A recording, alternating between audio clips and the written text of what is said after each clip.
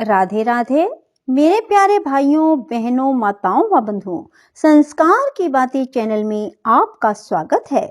बंधुओं, आज मार्गशीर्ष मास की पूर्णिमा के दिन मैं आपके लिए लाई हूँ पूर्णिमा की कथा। बंधुओं, जिसे सुनने मात्र से भगवान श्री हरि आपकी हर मनोकामना पूरी करेंगे।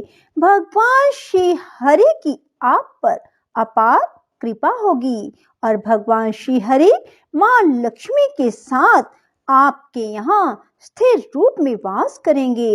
आपको पूर्ण सुख की प्राप्ति होगी।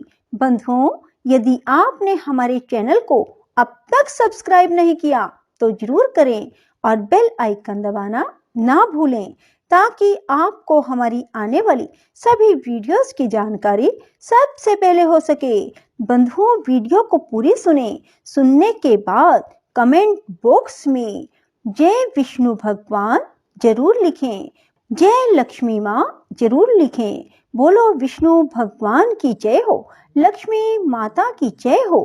किसी नगर में चंद्रहास नाम का एक राजा था। उसकी पत्नी का नाम कृतिका था और वही नगर में एक ब्राह्मण और ब्राह्मणी रहते थे। उनके यहाँ धन धान्य की कोई कमी नहीं थी, पर उनके कोई संतान नहीं थी। इस वजह से वे बहुत दुखी थे। एक समय एक तपस्वी उस नगरी में आया। वह तपस्वी उस ब्राह्मण के घर को छोड़कर सभी घरों से लेकर भोजन करता, पर वह रूपवती से भिक्षा नहीं लेता था।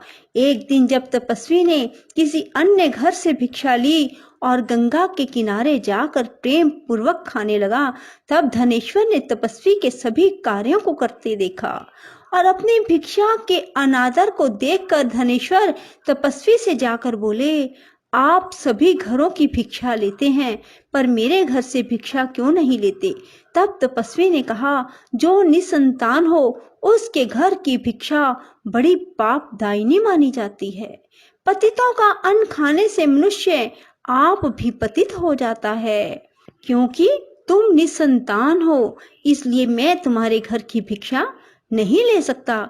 धनेश्वर ने तपस्वी के पैर पकड़ लिए और बोला, मुझे आप पुत्र प्राप्ति का उपाय बताइए, मेरे इस दुख को खत्म करें। आप मेरे दुख को खत्म करने में समर्थ हैं। तब उसके द्वारा प्रार्थना करने पर तपस्वी कहने लगा, तुम चंडी की आराधना करो। और आकर उसने ब्राह्मणी को सारी बात बताई और खुद चंडी की तपस्या करने के लिए वन में चला गया। उसने चंडी की उपासना की, उपवास किया और 16वें दिन उसे चंडी ने दर्शन दिया और कहा कि तुम्हारे पुत्र होगा, पर वह 16 वर्ष का हो जाएगा तो मृत्यु को प्राप्त हो जाएगा। पर यदि तुम 32 पूर्णिमा का व्रत करोगे तो वह दीर्घायु प्राप्त करेगा। जितनी तुम्हारी समर्था हो उतने घी के दीपक बनाकर शिवलिंग के सामने जगाना, पर ऐसा 32 पूर्णिमा को ही करना। प्रातः काल होने पर इस स्थान पर तुम्हें एक आम का पेड़ दिखाई देगा। पेड़ पर चढ़कर एक आम तोड़ना और घर ले जाकर पत्नी को दे देना। अब वह स्वप्न से जागा और पत्नी को सारी बात बताई। स्नान करके पत्नी को खिलाना। प्रातः काल होने पर इस स्थान पर तुम्हें एक आम का पेड़ दिखाई देगा।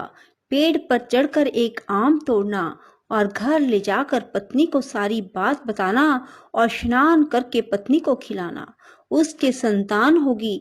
जब वह सवेरे उठा, उसने वहां एक आम के पेड़ को देखा और आम लगा देखा, पर वह आम तोड़ ना पाया क्योंकि आम बहुत ऊंचे लगा था। और गणेश जी से प्रार्थना करने लगा कि हे गणेश जी, मेरा कार्य सिद्ध करें और मैं अपना मनोरथ पूर्ण कर सकूं। गणेश जी की कृपा से धनेश्वर पेड़ पर चढ़ गया और उस फल को देखा। उसे महसूस हुआ कि ये तो वही वरदान वाला फल है, और उसने तोड़ा और पेड़ से नीचे उतर आया और फिर घर जाकर उसने अपनी पत्नी को दिया। 9वें महीने उसके पुत्र पैदा हुआ। और पुत्र बहुत ही सुंदर और सुशील था। उसकी माता पिता ने 32 पूर्णमासी का व्रत करना शुरू कर दिया। 16वां वर्ष लगते ही माता पिता को चिंता होने लगी कि कहीं 16 वर्ष होने पर बेटे की मृत्यु तो नहीं हो जाएगी। इसलिए उन्होंने अपने मन में विचार किया कि ये घटना अगर उनके सामने घटित हुई तो क्या होगा। उन्होंने उस बच्चे के मामा को बुलवाया और कहा कि हमारी इच्छा है कि देवी दास को तुम 1 वर्ष के लिए काशी में ले जाकर विद्या ग्रहण करवाओ। उसे अकेला बिल्कुल नहीं छोड़ना, तुम सदा उसके साथ रहना। और इस तरह से उन्होंने अपने बेटे को 1 वर्ष के लिए काशी भेज दिया। किंतु यह बात मामा को नहीं बताई।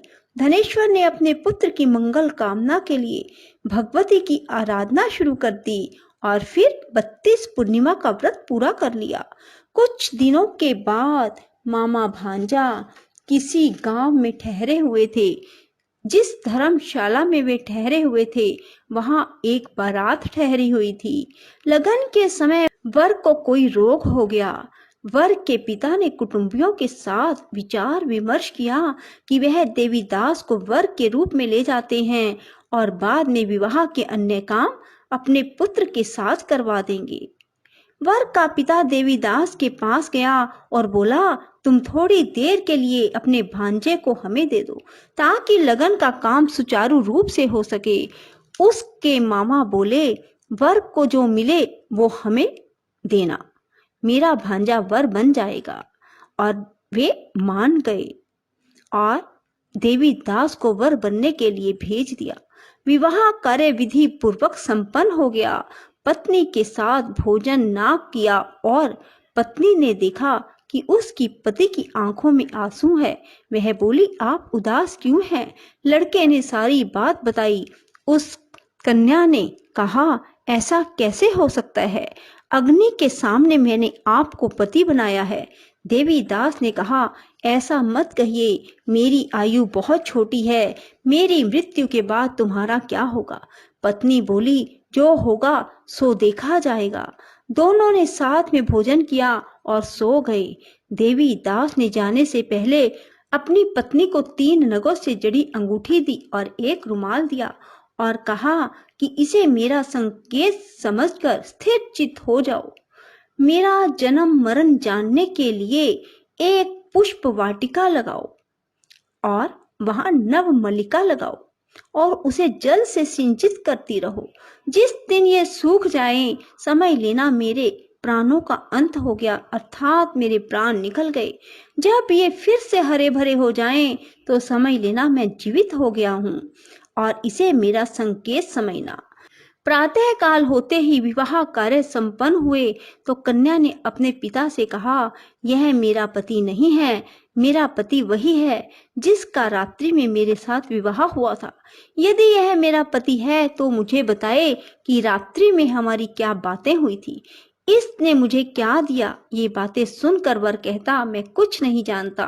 वह लज्जित होकर वहां से चला गया और बारात भी वापस लौट गई।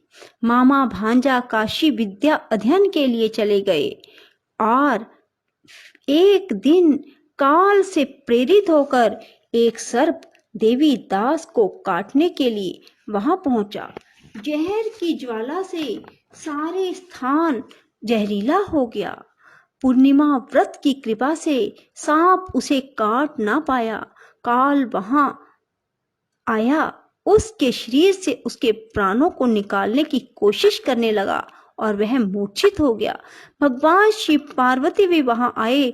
उसे मूर्छित दशा में देखकर माता पार्वती ने शिव जी से कहा, इसकी माता ने 32 पूर्णिमा का व्रत किया था, इसे प्राण दें। भक्त वत्सल भगवान ने उसे प्राण दान दिए। व्रत के प्रभाव से काल को भी पीछे हटना पड़ा। उसकी स्त्री उसकी प्रतीक्षा करती थी। उसने देखा कि पुष्प वाटिका में कुछ भी ना रहा और साथ ही देखा कि सब हरा भरा हो गया। ऐसा देखकर मैं बहुत हर्षित हुई और अपने पिता से बोली, पिताजी, मेरे पति ठीक हैं, उन्हें ढूंढिए। उधर मामा भांजा भी 16वां वर्ष पूरा होने पर काशी से वापस चल पड़े और कन्या के घर पहुंच गए। कन्या ने अपने वर को पहचान लिया।